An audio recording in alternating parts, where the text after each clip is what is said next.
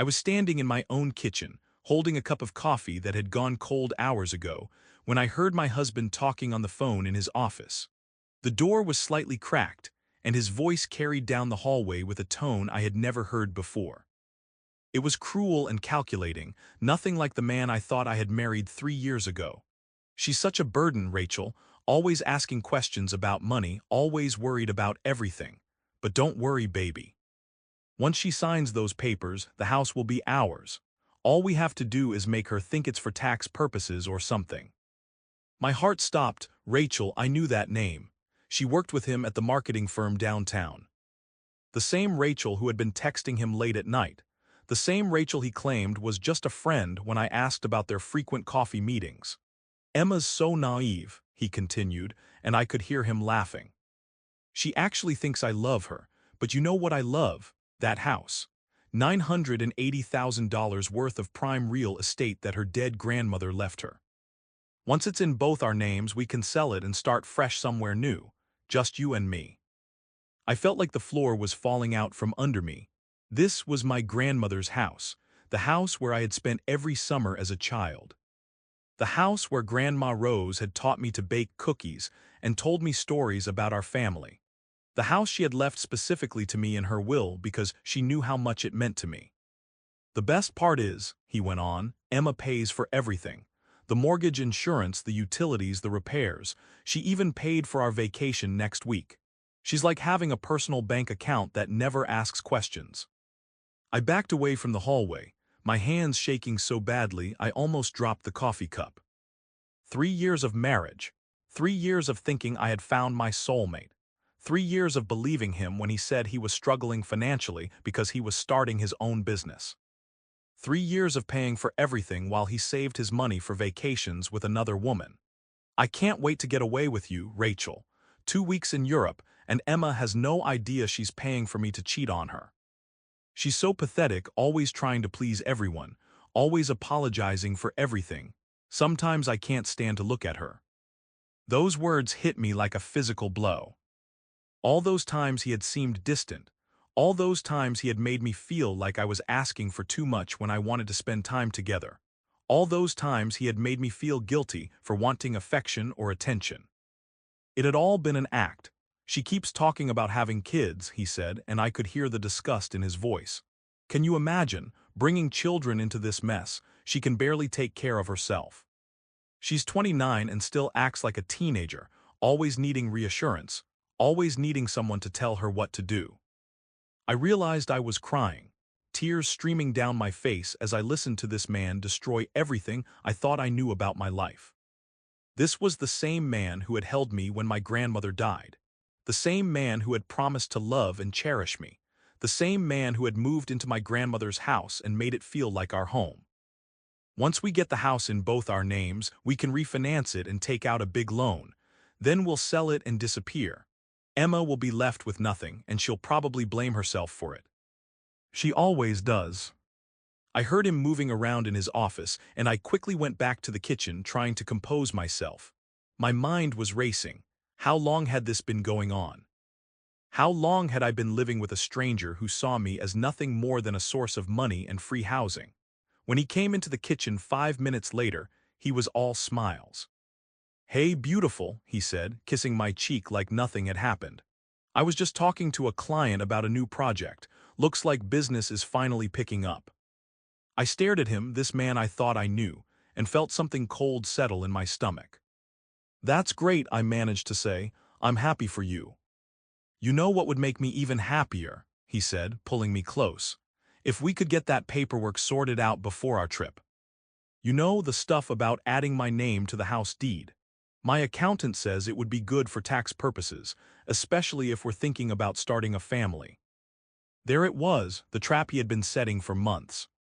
All those conversations about our future, about making sure we were financially secure, about making sure everything was legal and proper in case something happened to me. He had been grooming me to sign away my inheritance. "I'm not sure about that," I said carefully. "Maybe we should wait until after the vacation. I want to think about it more."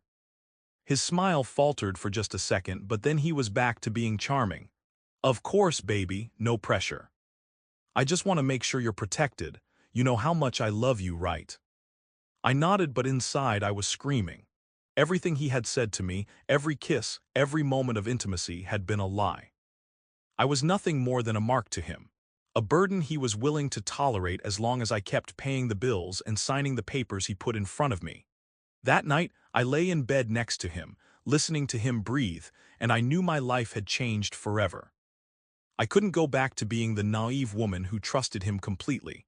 I couldn't pretend I hadn't heard what I had heard, but I also couldn't let him know that I knew. Not yet. As I stared at the ceiling, I began to plan. If he thought I was a burden, if he thought I was naive and pathetic, then I would use that against him. I would let him think he was winning while I figured out how to protect myself and everything my grandmother had left me. The man sleeping next to me had no idea that the burden he was planning to destroy was about to become his worst nightmare. I didn't sleep that night. How could I?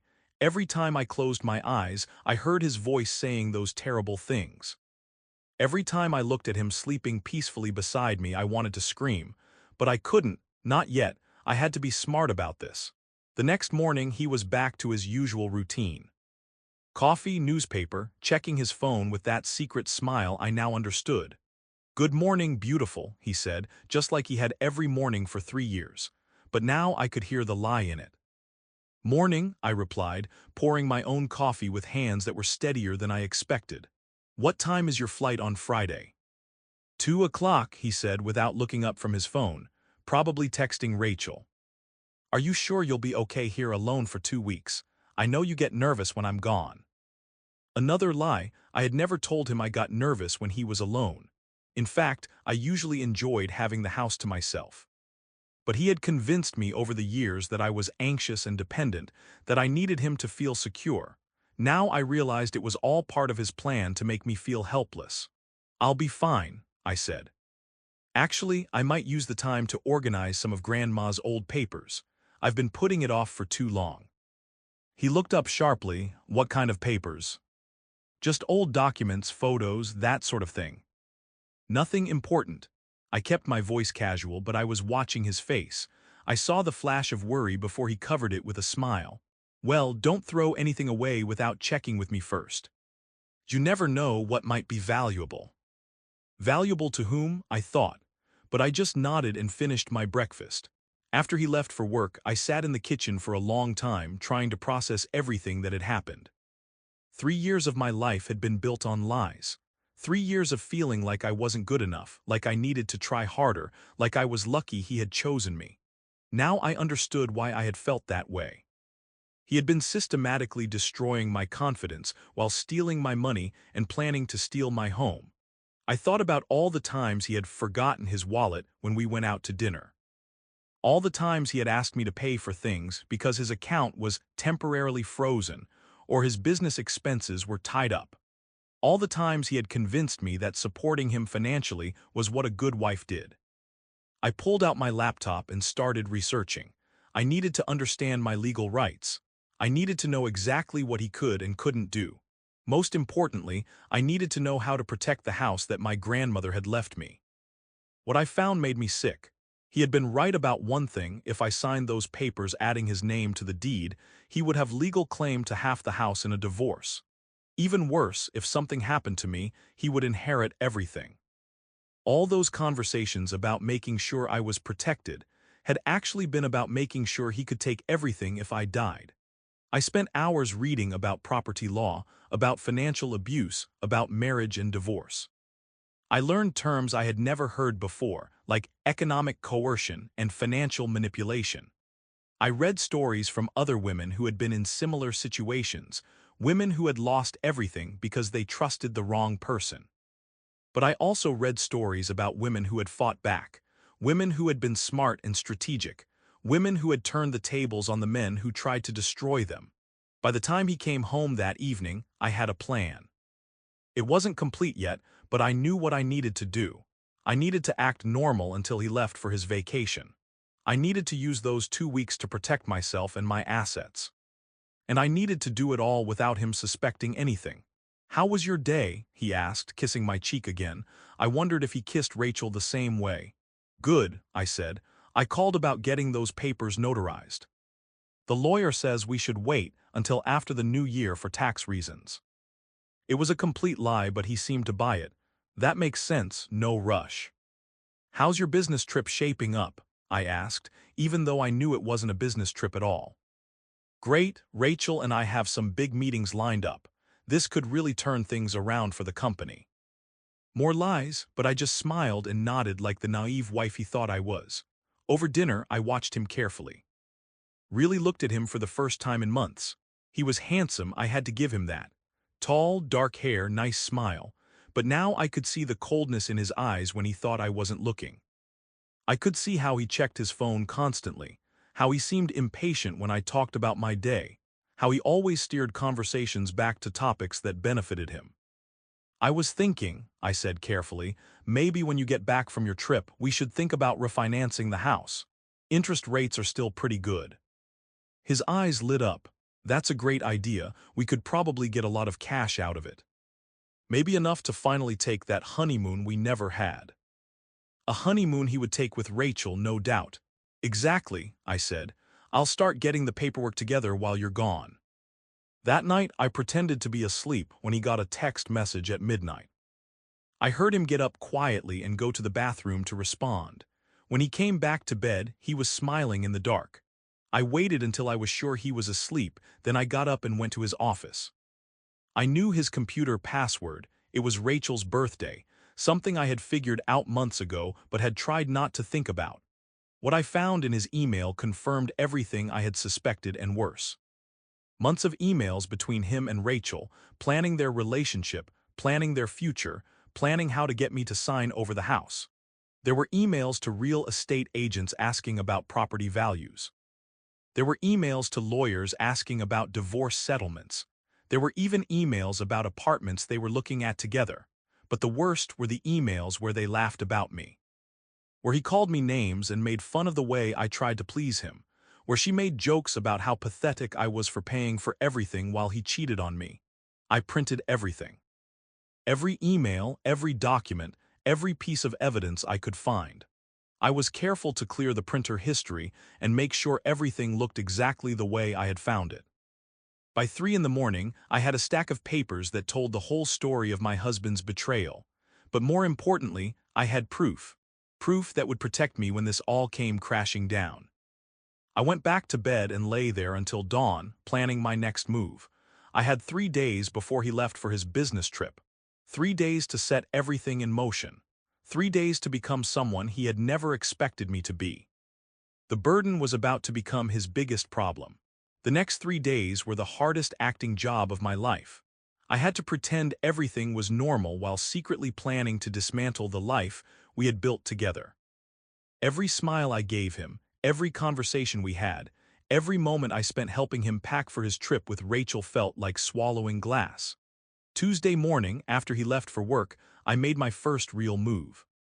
I called a lawyer named Patricia Wells, whose name I had found online. She specialized in family law and financial abuse cases. Her website said she offered free consultations for women in crisis situations. Mrs. Davis, she said when I explained my situation, I'm glad you called before you signed anything. What your husband is attempting is a form of financial abuse, and you have more rights than you realize. We talked for an hour.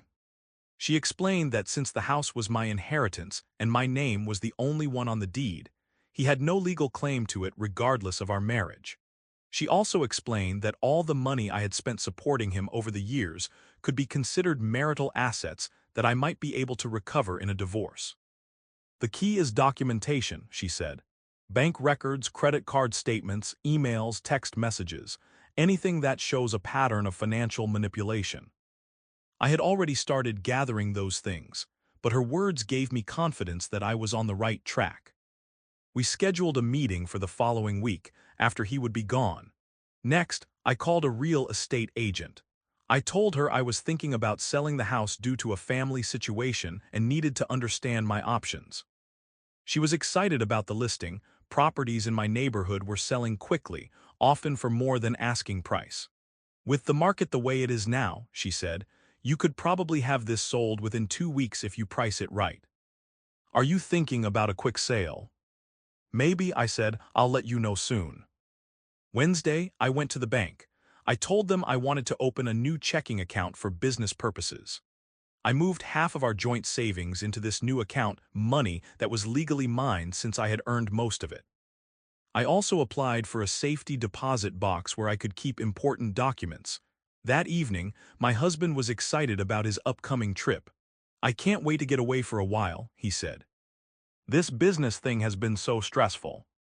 I'm sure you and Rachel will work everything out, I said, watching his face carefully. He didn't even flinch. Yeah, she's great to work with. Very professional. I wondered if professional was what he called cheating with a married man.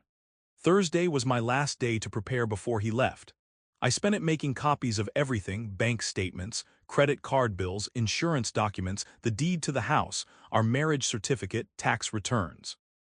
I put one set in the safety deposit box and kept another set hidden in my bedroom closet. I also did something that felt symbolic. I went to Grandma Rose's jewelry box and took out the necklace she had given me for my 16th birthday.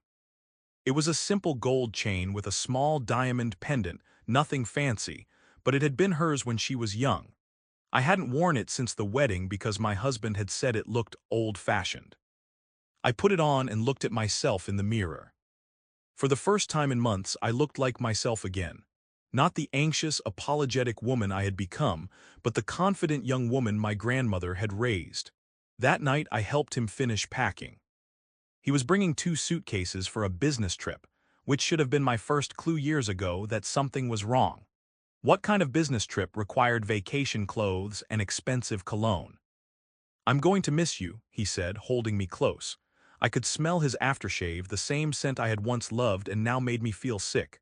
I'll miss you too, I lied. Promise me you won't do anything crazy while I'm gone. No major decisions, no big purchases.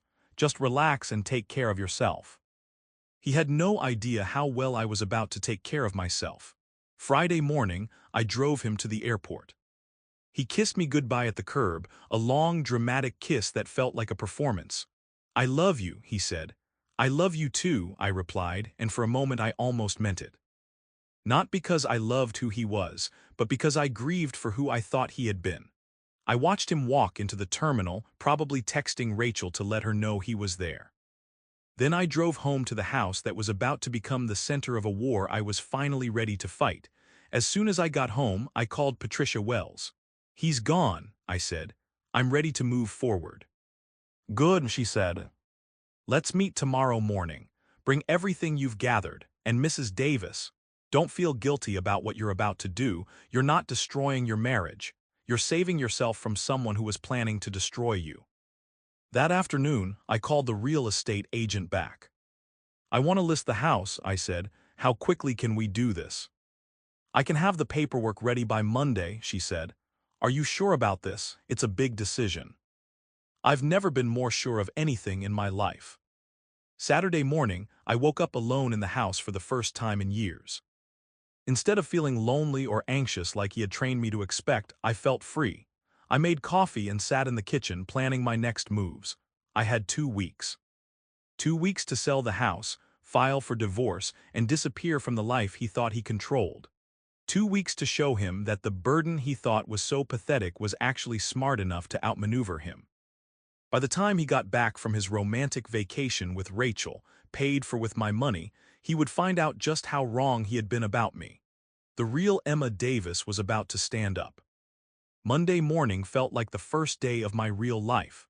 I met with Patricia Wells at her office, and she reviewed all the evidence I had gathered.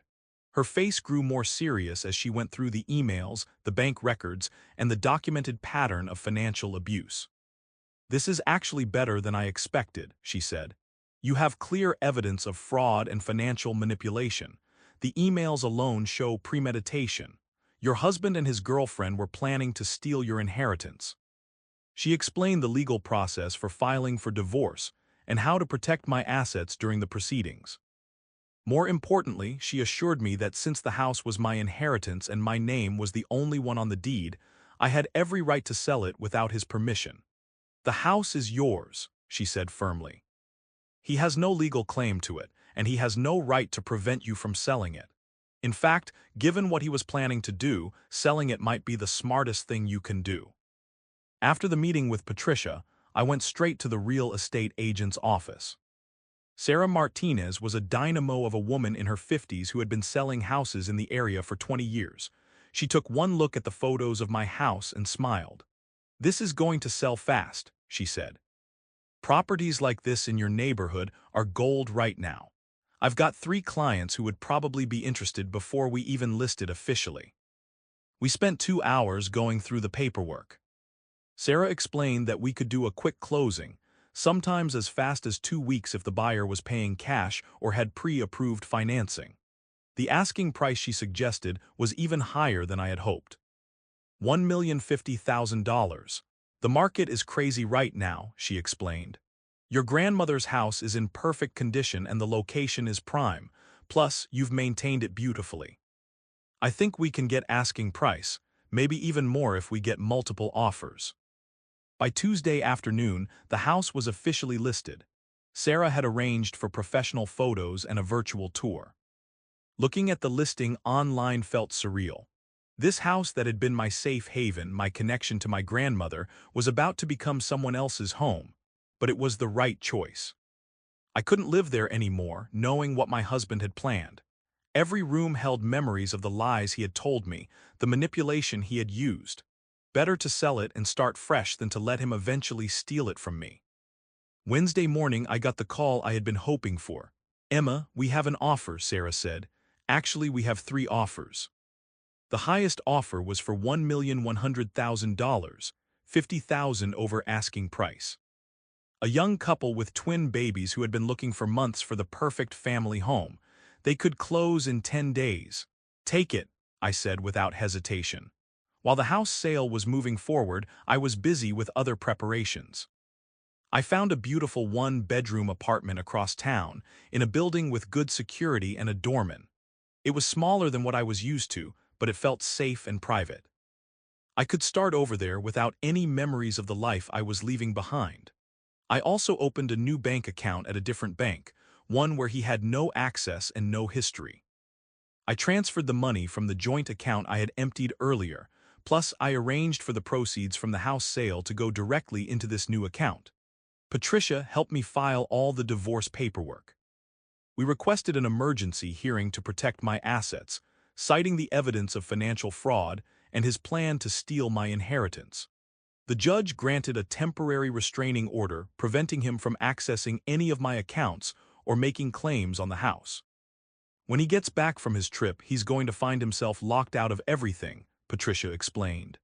"He won't be able to touch your money, your house, or any of your assets. And if he tries to fight this, we have enough evidence of financial abuse to destroy him in court." Thursday and Friday were a blur of activity. Professional movers came to pack up my personal belongings, my clothes, my books, my grandmother's things, and anything else that mattered to me. I was careful to leave all of his belongings exactly where they were. I wasn't stealing anything from him. I was just taking back what was mine. The hardest part was packing up my grandmother's room. I had left it almost exactly as it was when she died, and my husband had never bothered to ask about it. Now I realized he probably saw it as wasted space, something else he would change once the house was his. I packed her photos, her jewelry, her books, and the quilt she had made when I was born. These things were priceless to me, and I wasn't going to let him throw them away or sell them. Saturday, exactly 1 week after he had left for his business trip, I moved into my new apartment. It was strange being in a completely different space, but it felt clean and free. No memories of lies, no reminders of betrayal. That evening I sat in my new living room and realized I had done it. In 1 week I had sold the house, moved out, filed for divorce, and started a new life. The man who thought I was a helpless burden had no idea what was coming. Sunday, I did something I hadn't done in years. I called my best friend from college, Lisa, and told her everything. I had been too embarrassed to admit how bad my marriage was, too ashamed to let anyone know how much I had been manipulated. "Emma," she said, "I'm so proud of you. I was so worried about you these past few years. You seemed like you were disappearing, like you weren't yourself anymore." "I wasn't myself," I admitted, "but I'm finding my way back." Monday morning I got the best news of all. The house sale was final. The papers were signed, the money was transferred, and the keys were handed over to the new owners. In less than 2 weeks, I had gone from victim to victor. Now all that was left was waiting for him to come home and discover what the burden had accomplished while he was busy cheating on her with his mistress. I had one more surprise planned for his homecoming, something that would let him know, beyond any doubt, that his plan had failed and his wife had won. The 2 weeks while he was gone were the most productive and liberating of my life. With the house sold and my divorce papers filed, I finally had time to focus on healing and building the foundation for my new life. I started seeing a therapist named Dr. Rebecca Torres, who specialized in helping women recover from emotional and financial abuse. My first session was difficult. I broke down crying as I told her about the phone call I had overheard and everything that followed. "What you experienced is called economic abuse," she explained. "It's a form of domestic violence that's often overlooked because there's no physical violence involved, but the psychological damage can be just as severe." Dr. Torres helped me understand that the feelings I had been experiencing, the constant anxiety, the need to apologize for everything, the feeling that I was never good enough, were not character flaws. They were the result of systematic manipulation designed to make me dependent and compliant. "Your husband isolated you emotionally and financially," she said. "He made you doubt your own judgment and your own worth. What you did, recognizing the abuse and taking action to protect yourself, takes incredible strength." For the first time in years, I started to see myself as strong rather than weak. I also used this time to reconnect with parts of myself I had lost during my marriage. I started reading again, real books, not just the romance novels he had dismissed as trash. I began cooking meals I actually enjoyed instead of just making whatever he wanted. I bought clothes that I liked instead of only wearing things he approved of. One afternoon, while organizing my grandmother's things in my new apartment, I found her old journal from the 1960s. Reading her words about her own struggles and triumphs made me feel connected to her in a way I hadn't felt since she died. "A woman must know her own worth," she had written, "and never let anyone convince her she is worth less than she knows herself to be." I wished I could tell her that her granddaughter had finally learned that lesson. The money from the house sale gave me options I had never had before. After setting aside enough for living expenses and legal fees, I still had over $800,000. For the first time in my adult life, I was truly financially independent. I spent hours researching different ways to invest and grow this money. I met with a financial advisor who helped me understand how to protect my assets and plan for the future. It was empowering to make these decisions entirely on my own, without having to consult someone who had been secretly planning to steal from me. But the most important thing I did during those 2 weeks was start planning my next career move. I had been working part-time as a bookkeeper for a small nonprofit, a job that barely paid the bills but gave me flexibility to take care of everything at home. Now I realized that my experience with financial abuse, combined with my accounting background, could help other women in similar situations. I researched programs for women's financial literacy and discovered there was a huge need for counselors who could help women understand their financial rights and protect themselves from economic abuse. Several organizations offered training programs for volunteers and eventual paid positions. I enrolled in an online course and began studying financial counseling techniques. For the first time in years, I felt excited about my future instead of anxious about it.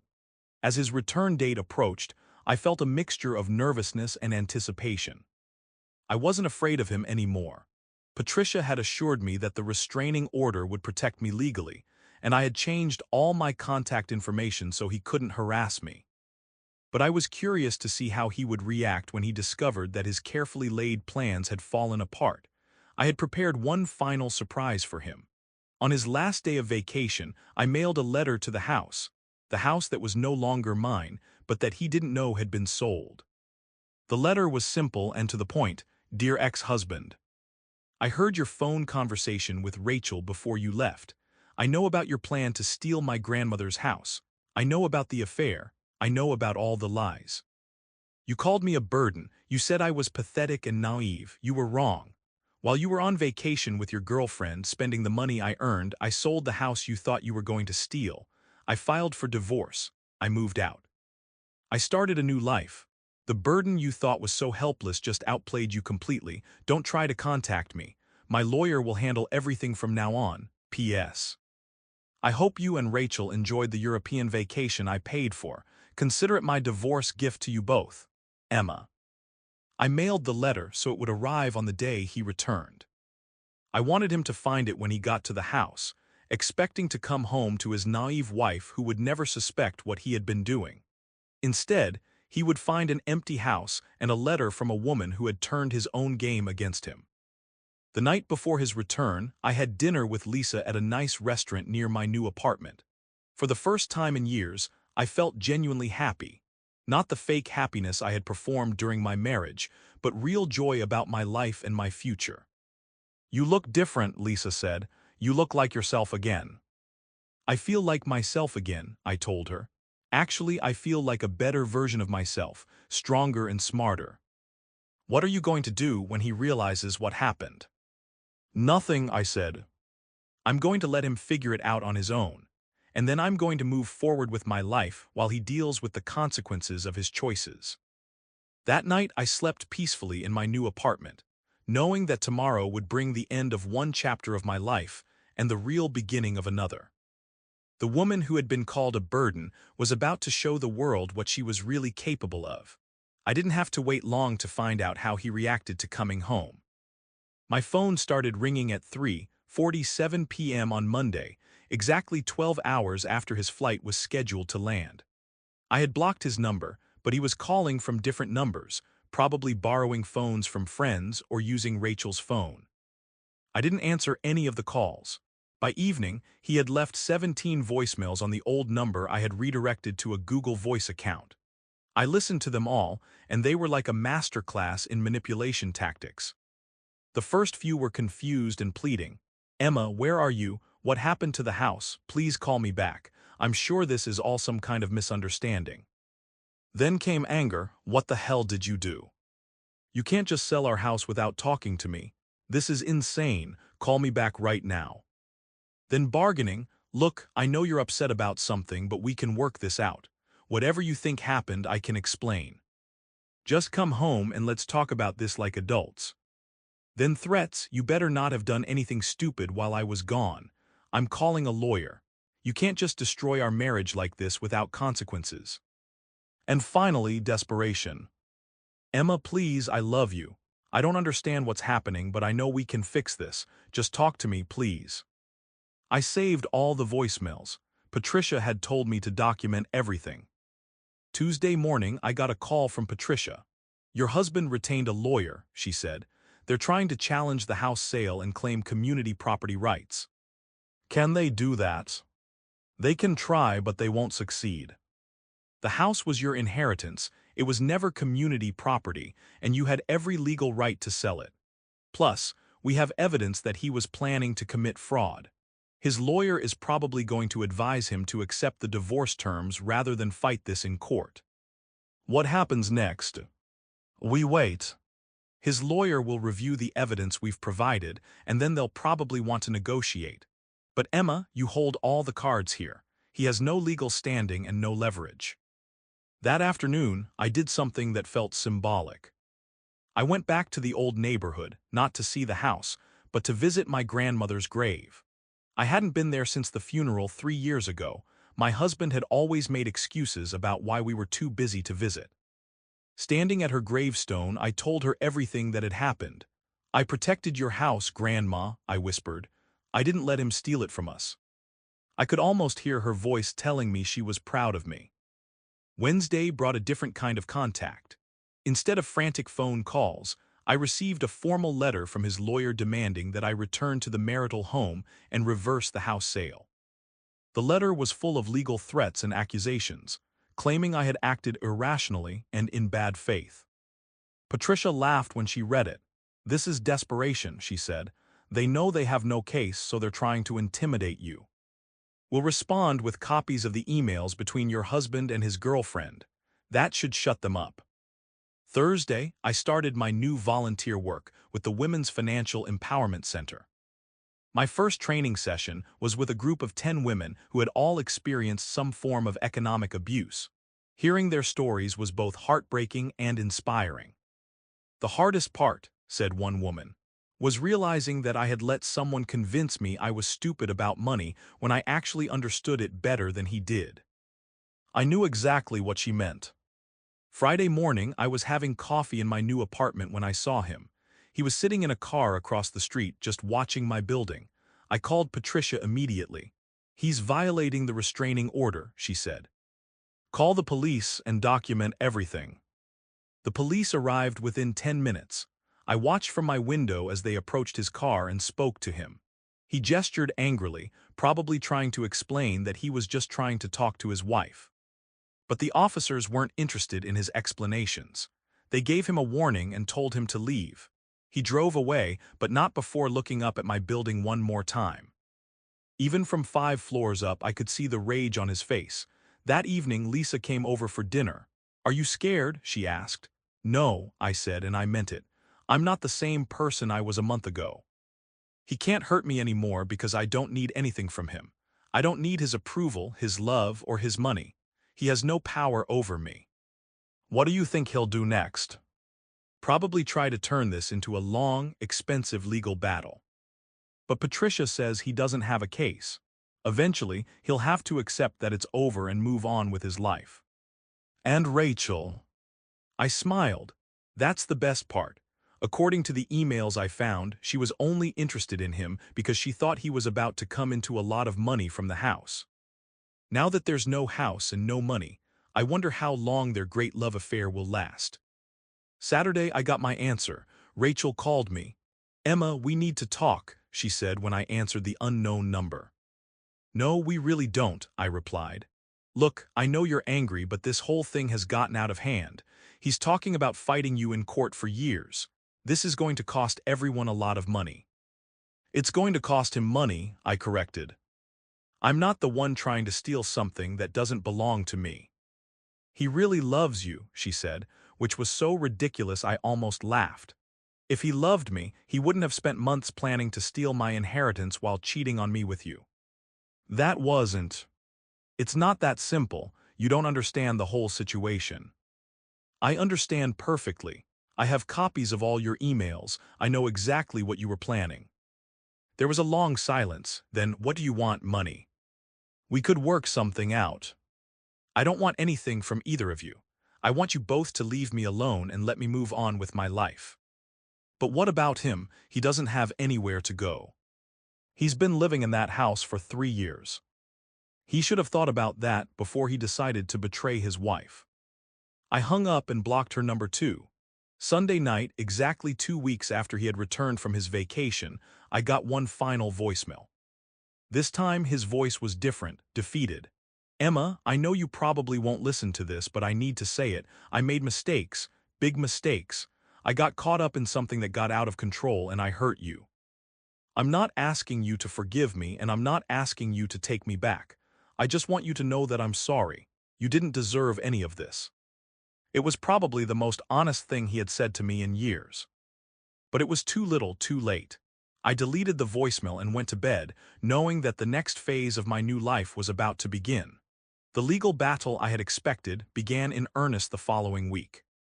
Despite having no legitimate claim to my inherited property, my soon-to-be ex-husband decided to fight the divorce proceedings and challenge everything he could.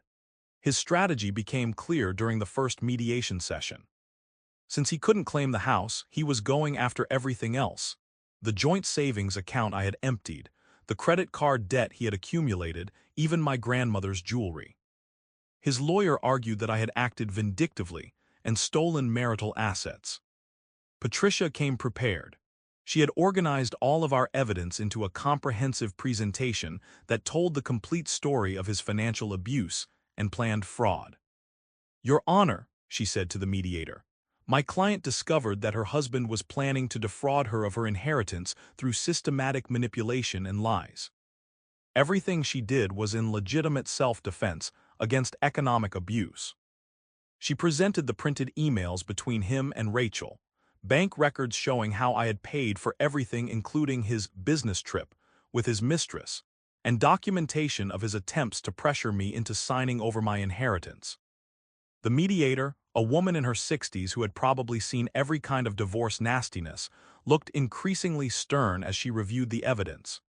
"Mr. Davis," she said finally, "these emails show clear premeditation to commit fraud. You were planning to manipulate your wife into signing over her inheritance and then leave her with nothing. Is that accurate?" His lawyer whispered something to him, but he insisted on answering. "That's not how it was. Those emails are taken out of context. I was just frustrated with our financial situation." "You were frustrated enough to plan to steal your wife's house and spend months lying to her about an affair." "It wasn't. We weren't happy, the marriage wasn't working." "Then you should have filed for divorce honestly, not attempted to commit fraud." The mediation ended with the mediator recommending that he accept the divorce terms as proposed. He would get nothing from the house sale, but I would take responsibility for the credit card debt he had accumulated, a trade I was willing to make to end this quickly. But he wasn't willing to accept those terms. His lawyer filed motions challenging everything, claiming I had hidden assets and acted in bad faith.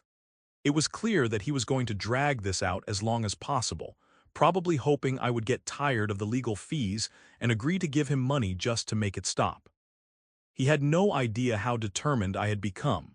Over the next 2 months, I spent countless hours with Patricia preparing for depositions and court hearings. The process was exhausting and expensive, but I had advantages he didn't. I had the truth on my side, I had documented evidence of everything, and I had the financial resources from the house sale to pay for good legal representation. More importantly, I had found my purpose. The Women's Financial Empowerment Program had offered me a full-time position as a counselor and educator.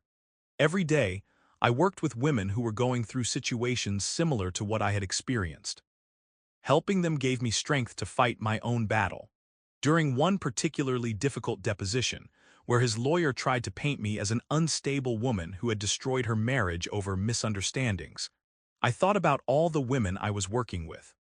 Women who had been told they were crazy for questioning their husband's financial decisions.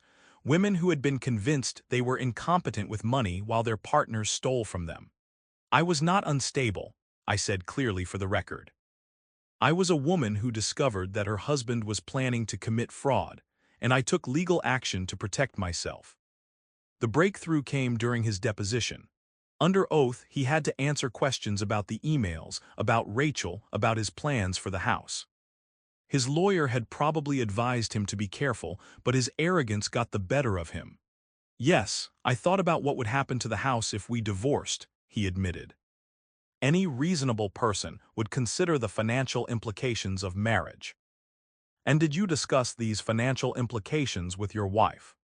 "She wouldn't have understood. She gets emotional about money." "But you discussed them with Rachel Johnson." "Rachel understands business. She's more practical. More practical than your wife about your wife's own inheritance." He realized his mistake too late. His own words had confirmed everything we had alleged, that he saw me as incompetent and Rachel as his real partner in planning our financial future. After that deposition, his lawyer recommended that he settle. The final agreement was everything Patricia and I had originally proposed. I kept all proceeds from the house sale, I took responsibility for the credit card debt, and we split our minimal joint assets. He got nothing except his freedom to be with Rachel. The divorce was finalized on a Tuesday morning in October, exactly 6 months after I had overheard that phone call. I wore my grandmother's necklace to court and felt her strength with me as the judge signed the papers. "Congratulations," Patricia said as we left the courthouse. "You did something very difficult, and you did it with grace and intelligence. I couldn't have done it without you." "Yes, you could have. You had already saved yourself before you ever called me. I just helped with the paperwork." That evening, I celebrated quietly in my apartment. I had spent nearly $30,000 in legal fees, but I had protected over $1 million in assets, and more importantly, I had protected my future from someone who had planned to destroy it. I never heard from him again after the divorce was final. I heard through mutual friends that he and Rachel had broken up within a month of the settlement. Apparently, she lost interest once it became clear there would be no windfall from his marriage. He had lost his wife, his girlfriend, his home, and his meal ticket, all because he had underestimated the woman he had called a burden. The legal battle was over, but the real victory was just beginning. 6 months after my divorce was finalized, I was living a life I couldn't have imagined when I was married. My work at the Women's Financial Empowerment Center had become my passion, and I was helping dozens of women recognize and escape financial abuse. Every Tuesday evening, I led a support group for women who were dealing with economic manipulation.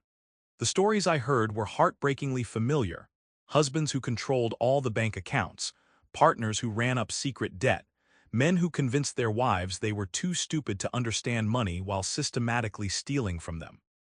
The first step, I would tell the group, is recognizing that financial abuse is real abuse. It's not about being bad with money or making poor decisions. It's about someone deliberately undermining your financial independence to control you. One woman, Janet, had been married for 15 years to a man who gave her a weekly allowance from her own paycheck while he spent freely on himself. Another, Carmen, discovered that her husband had taken out credit cards in her name and run up $50,000 in debt without her knowledge. "How did you find the courage to leave?" Janet asked me during one session. "I realized that staying was scarier than leaving," I told her. "I was more afraid of losing myself completely than I was of starting over." My own story had become a teaching tool. When I told women about overhearing my ex-husband's phone call, about discovering his plans to steal my inheritance, about the systematic way he had undermined my confidence, they saw their own experiences reflected back at them. But more importantly, when I told them about how I had fought back, how I had gathered evidence, protected my assets, and rebuilt my life, they began to believe they could do the same thing.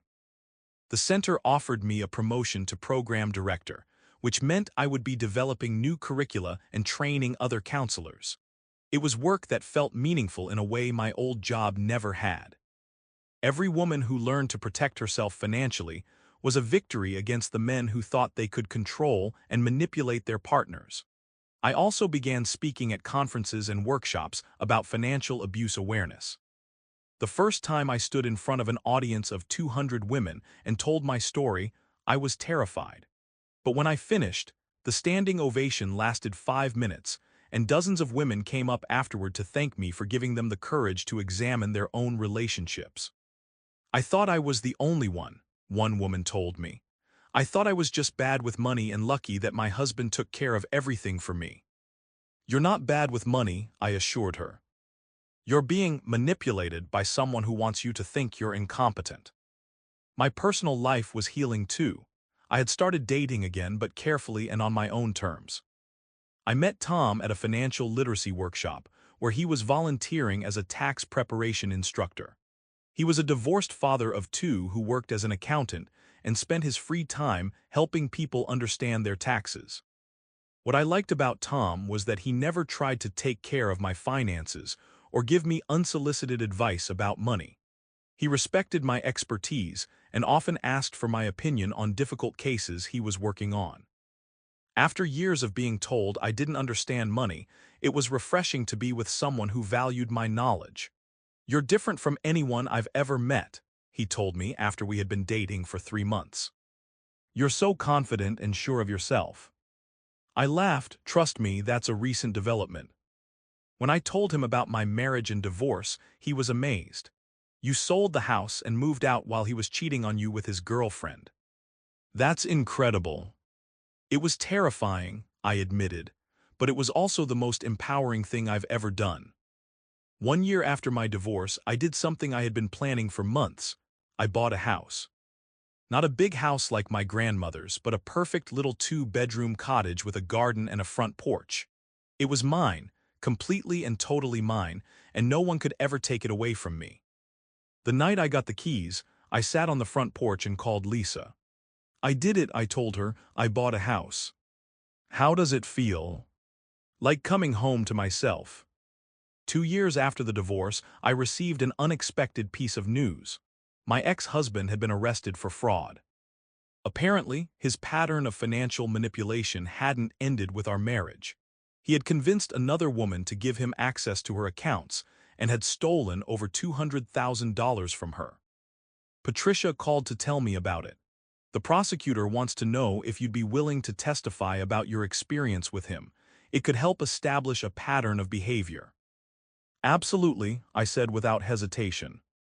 At his sentencing hearing, I sat in the witness box and told the court about how he had planned to steal my inheritance, how he had systematically undermined my confidence, and how he had used emotional manipulation to commit financial fraud. The defendant is skilled at identifying vulnerable women and exploiting their trust, I testified. He presents himself as loving and supportive while systematically destroying his victims' financial independence and self-confidence. He was sentenced to 5 years in prison. As they led him away, he looked at me one last time.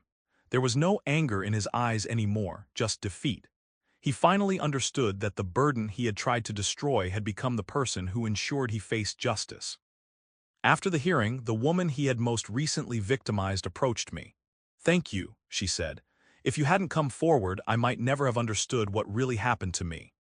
"That's exactly why I did it," I told her. That evening, I went home to my little house and sat in my garden, thinking about how far I had traveled from that day when I overheard his phone call. I had gone from victim to survivor to advocate. I had turned my pain into purpose and my experience into expertise. The woman he had called a burden had become a force for justice and healing, and that felt like the sweetest revenge of all. 3 years after my divorce, I thought I was done with my ex-husband forever. He was in prison, I had rebuilt my life, and I rarely thought about the man who had tried to destroy me. But life had one more surprise in store.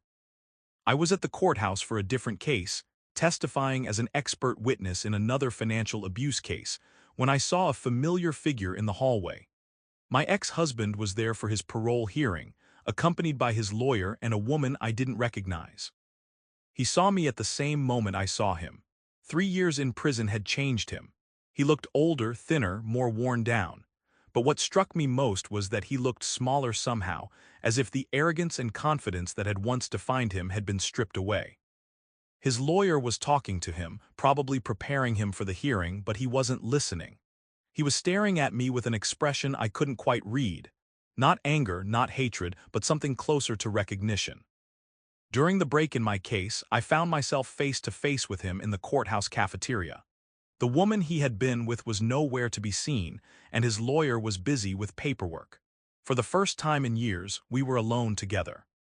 "Emma," he said quietly. "Hello," I replied, keeping my voice neutral. "I heard about what you're doing now, the work with women's groups, the speaking engagements." I was surprised he knew about my career, but I shouldn't have been. My work fighting financial abuse had gained some attention in recent years. "Yes," I said simply. "I wanted to say." He paused, struggling with words in a way I had never seen before. "I wanted to say that I'm glad you won. Not glad that I lost, but glad that you won." I studied his face, looking for signs of manipulation or insincerity. But what I saw was something I had never seen from him before: genuine remorse. "In prison, I had a lot of time to think about what I did," he continued.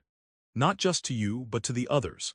I kept telling myself that I was just trying to get ahead, that everyone does things they're not proud of. But that wasn't true, was it?" "No," I said, "it wasn't." "You were never a burden," he said, and his voice cracked slightly. "You were the best thing in my life, and I was too stupid and selfish to see it. I destroyed something good because I thought I deserved more than I had earned." For a moment, I felt a flicker of the old Emma, the woman who would have wanted to comfort him and tell him it was okay. But that woman was gone, replaced by someone stronger and wiser. "I appreciate you saying that," I said carefully, "but I need you to understand something. What you did to me wasn't just a mistake or a lapse in judgment. It was systematic abuse designed to steal my inheritance and destroy my independence. You planned it for months with your girlfriend, and you only stopped because I was smart enough to figure it out." He nodded slowly. "I know. I know that now. I've been in therapy trying to understand how I became someone who could do those things. And what did you learn? That I was raised to think I was entitled to whatever I wanted, regardless of who got hurt. That I saw other people as resources to be used rather than humans to be respected. That I'm a narcissist who convinced himself that his wants justified any behavior. It was the most honest self-assessment I had ever heard from him. But it was also 3 years too late. I'm not telling you this because I want forgiveness, he said quickly. I know I don't deserve that. I'm telling you because I want you to know that the work you're doing matters. Every time I hear about another woman learning to protect herself from someone like me, I think about how you saved yourself and how you're helping others do the same thing. Thank you, I said, and I meant it. The woman I was with today, he said, that's my sister. She's the only family member who still talks to me. She told me what you said at my sentencing about how I target vulnerable women.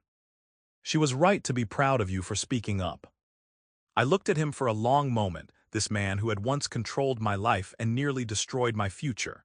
He seemed genuinely changed, genuinely remorseful. But I also knew that remorse didn't undo the damage he had caused. I hope you're serious about changing, I said finally. I hope you use the rest of your life to make amends for the harm you've caused. But I also need you to understand that we will never have a relationship again. What you did to me was unforgivable, not because I'm holding a grudge, but because some actions have permanent consequences. I understand, he said. I just wanted you to know that I'm sorry, and that I'm proud of who you became after you left me. His parole hearing was called and he stood to go. At the doorway he turned back one more time. For what it's worth, he said, you were never a burden. You were the strongest person I ever knew, and I was too threatened by that strength to appreciate it. Then he was gone, walking toward a hearing that would determine whether he would be released early for good behavior. I sat in the cafeteria for a few more minutes, processing the conversation. Part of me felt satisfied that he had finally acknowledged what he had done. Part of me felt sad for the man he could have been if he had made different choices. But mostly, I felt grateful that I had become someone who didn't need his apology to feel whole. Later that day, I learned that his parole had been denied. He would serve his full sentence. I felt no joy at this news, but I also felt no sympathy. Justice was running its course, and that was enough. That evening, I went home to my little house and called Tom, who had become such an important part of my new life. How did it feel to see him again? He asked. Like looking at a stranger, I said honestly.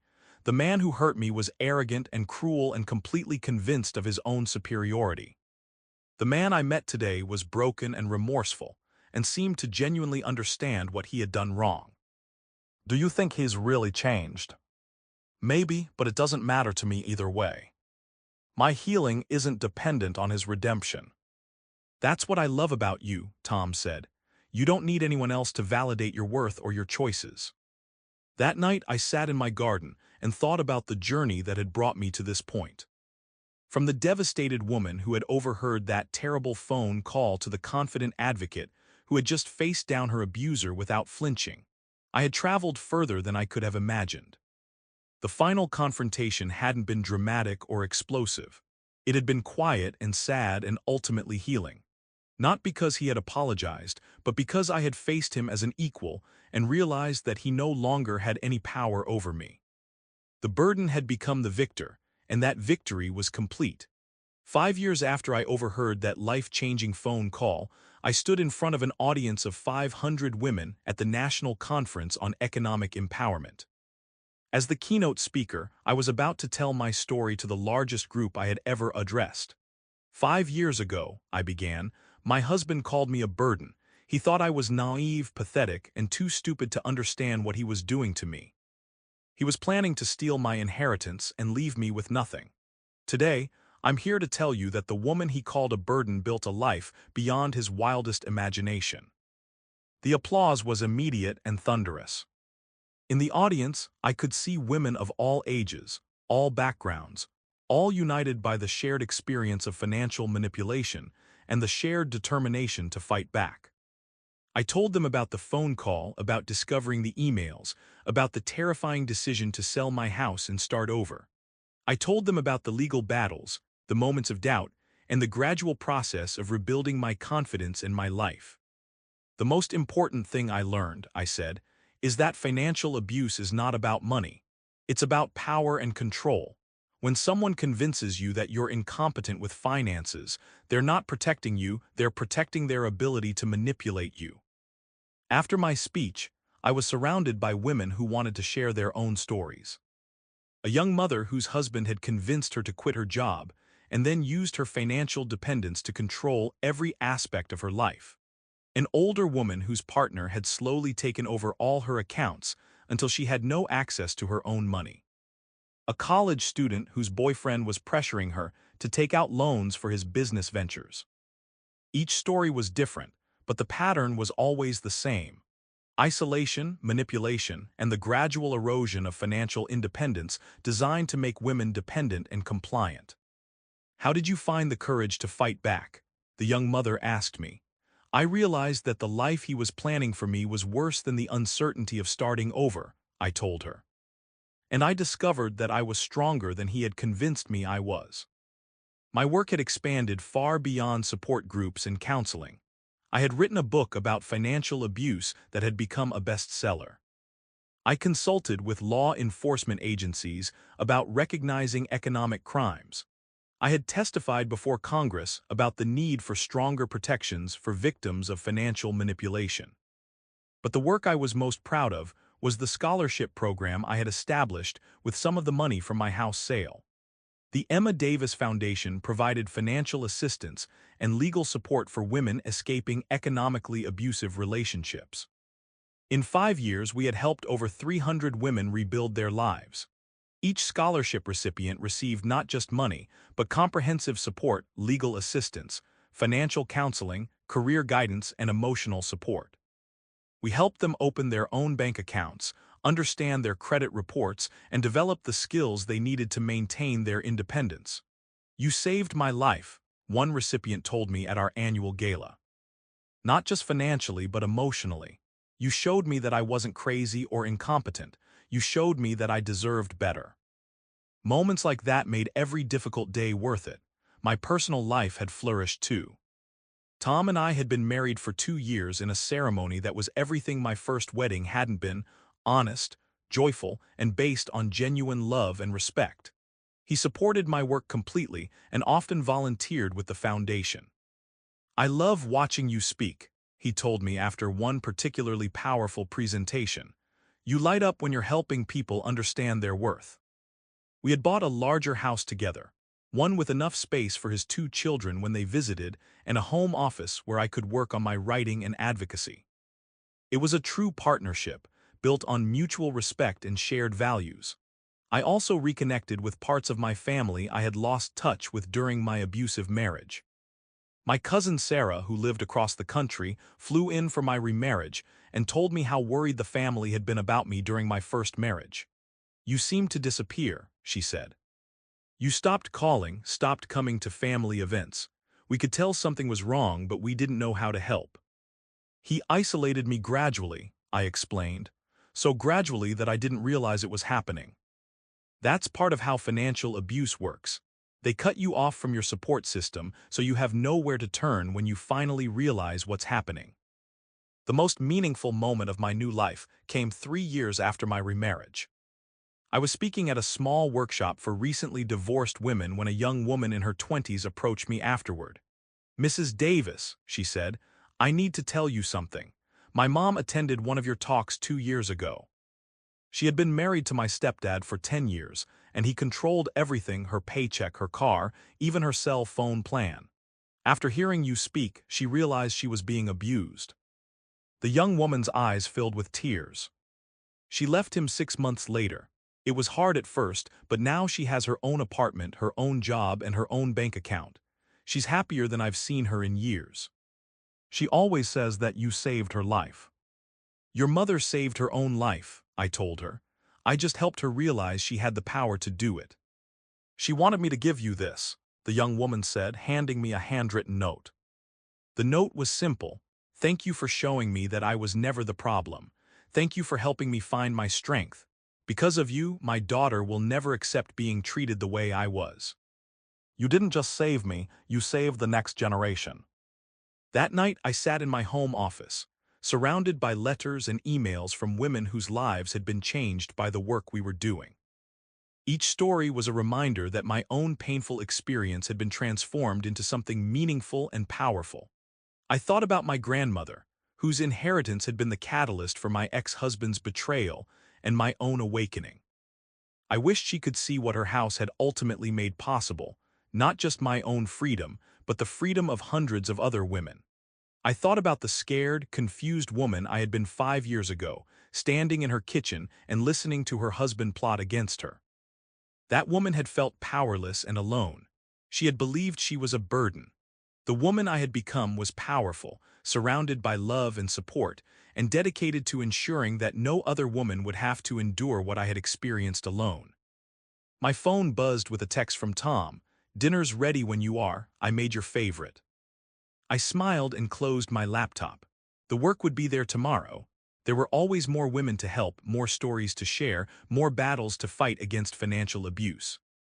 But tonight, I would enjoy the simple pleasure of coming home to a man who loved and respected me, who celebrated my success instead of undermining it, who saw my strength as something to admire rather than something to destroy. The burden had become a beacon. The victim had become a victor. And the woman who had been called pathetic and naive had built a legacy that would protect and empower others for years to come. As I walked toward the kitchen, where my husband was waiting with dinner and a smile, I reflected on the most important lesson of my journey. Sometimes the worst thing that happens to you becomes the foundation for the best life you could ever imagine. The revenge I had taken on my ex-husband by selling the house had been swift and satisfying. But the life I had built afterward was the real victory, not just over him, but over every person who had ever tried to convince a woman that she was less capable, less intelligent, or less worthy than she truly was. I was living proof that they were wrong, and I would spend the rest of my life making sure other women knew it too.